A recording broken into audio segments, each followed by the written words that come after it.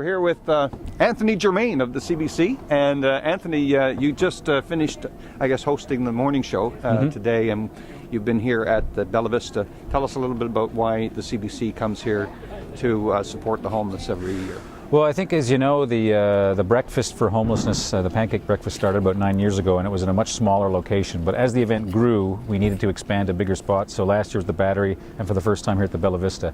And I think the turnout, the size of the turnout that you saw for the last 3.5 hours, shows that it is an issue that resonates with people. Yeah. And that despite all the talk of living in an energy economy and not being a have-not province anymore, I think we're coming to terms with the fact that when you do well locally in any industry and you get richer, that has an effect on housing and rent prices. And so the downside of the boom that we're living in is if you've got a great oil job or a great CBC job or you're a real estate agent and you're very successful, you don't have to worry. If you're on the low end, your life gets a lot tougher in a boom economy because, as you know, everything goes up. Rent goes up, the price of housing goes up.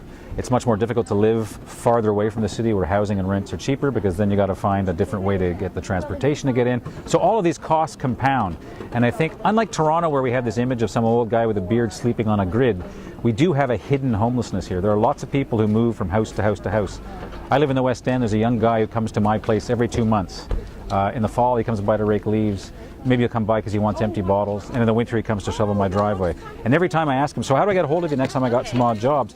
He'll say, well, I don't know exactly where I'll be. And he says, what do you mean? He says, well, he's homeless but doesn't even know he's homeless. He moves addresses all the time. And so there is an insidious nature to the homelessness in Newfoundland. It's Toronto's, if you can call it a blessing, you can see the homelessness in Toronto. You can't really see it in Newfoundland, but it still exists. Right. So Anthony, it's a cause that you kind of identify with personally as well?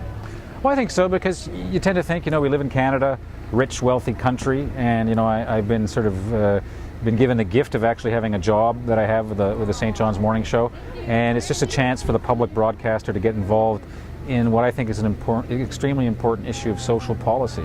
And let's face it, a lot of people do fall through the cracks. So if we can raise a little bit of money, and more important, I think even more than the fundraising, if we can raise awareness about it, then people will think about it.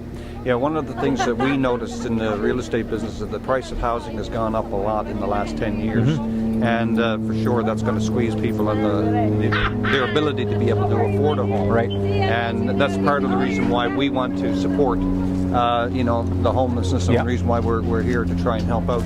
So I want to say thank you very much. You do a super job at the morning show, and my wife loves it, and she listens to the morning show now regularly because of you. So we really appreciate what you're doing here at the CBC, and we thank you for taking a couple of minutes to speak to us today. Not a problem. Thank you very much.